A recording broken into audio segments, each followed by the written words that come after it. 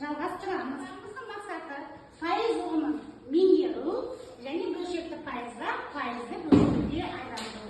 Сабағымыздың негізгі мақсаты. Ары қарай. Енді осы тақырып бойынша қайталау сұрақтарына жауап берейік. Кәне бірінші сұрақ бойынша 1% деп нені атайды?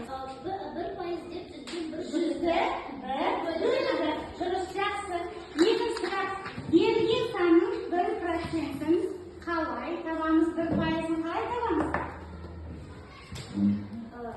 Бірді жүзге бөлеміз. Өте жақсы. Ал үшінші сұрақ бойынша пайыз бөлшектен қалай жазылады? Пайыз бөлшектен қалай жазылады? Кез келген санның пайыз мысалы 10%, сен парақ бердің ғой балалар. Сол параққа жазыңдар. 10% деген қалай жазамыз дедік, а? Қалай жазамыз дедік? 10% дегенді қалай жазамыз дедік? 10% дегенді біз 100-ден 10 деп жазамыз. 100-ден 10 деп жазамыз. Сендер тағы кез келген бір мысал берші. 20%, 30% деген жаздыршы. Аядар. Топтарын көрші.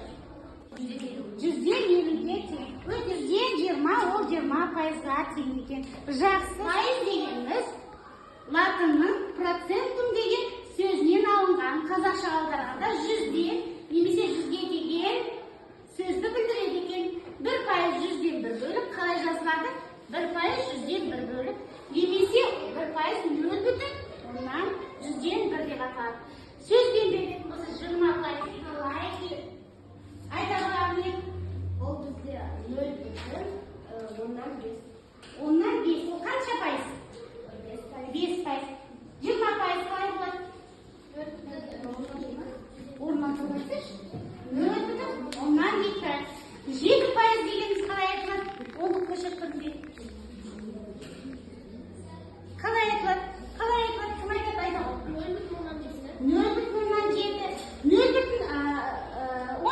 дегеніміз не? 15% дегеніміз не? Қанша? 0,1-ден 5. Әрдайым 10% деген қалай айтылады? 100-ден 1 неден? Ондық бөлшек бойынша қалай айтамыз? 0,1. Өте жақсы. Әр суретінде бұл жерде бізде 6 бөлшекке бөлінген. Сол себептен де бұл 50% болады. 50% болады, немесе 2-ден 1. Мына тапсырма бойынша жауап берейік. Балалар.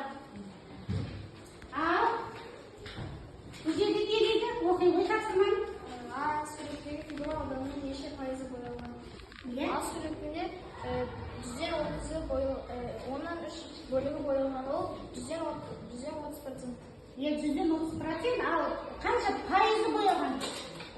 30% боялған. Неге десеңіз, дөңгелек нешеге бөлінген бала? 10-ға бөлінген, оның 3 бөлігі боялған. Сондықтан 10 бөлікті біз 100% десек, Үшеміз ол өзінің 1/50, 50% дегеніміз ол 2-нің 1-і, 25% дегеніміз ол 4-тің 1-і. 4-тен 1 бөлігі. Өте дұрыс.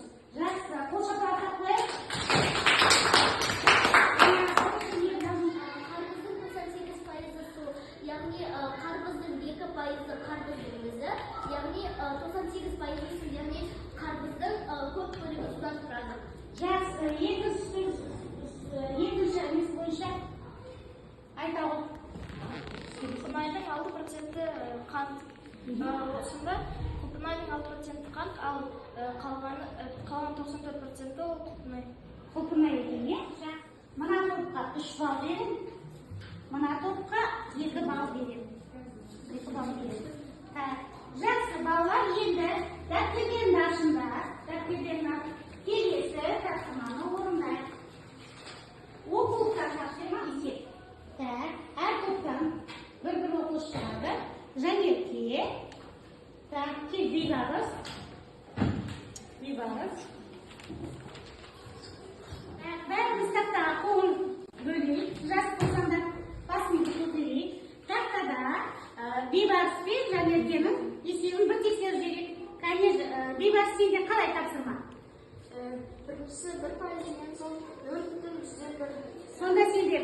коэффициентті немен ондық бөлшектен көрсету керек, иә? Хорошо. Айта ғой. 6% деген сол 0,6. 10% деген 0,1. Оннан ба? 25% деген сол 0,125. Келесі тапсырма. Балалар, келесі тапсырмада екеуі бөлініп үшінші. Тақсан үшінші. Бізде 15% дегеніміз 115-ге тең болады. Ал 6,4%, бізде 640 деген болсақ, 6,4 шығады. 35% бізде 135-ге тең. Тыныш балалар, тыныш. Жазып отырамыз. Ол бізде 116-ға тең, 116-ға тең. Ал 105% ол бізде 115-ге тең. 220% 220-ға тең. 20% болады. Ал 20% Бүгінгі өткен тақырыбымыз бойынша түсінбеген сұрақтарың бар ма? Және қорытындылар өтейік.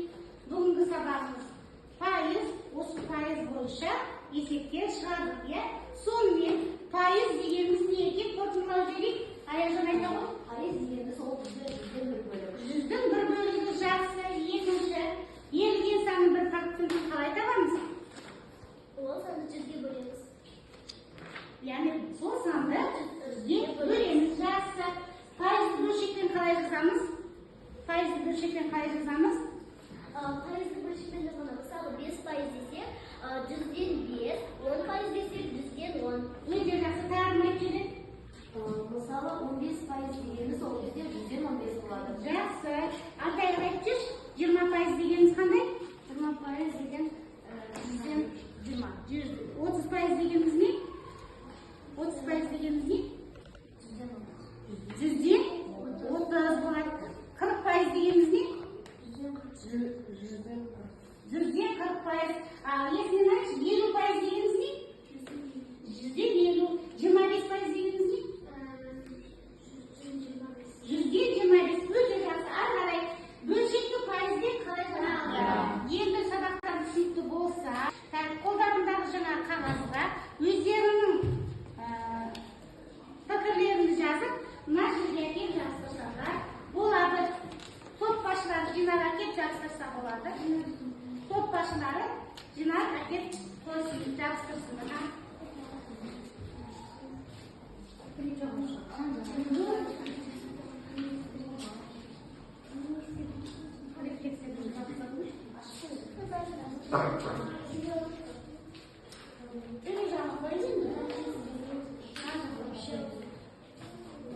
Мысалы айтамын.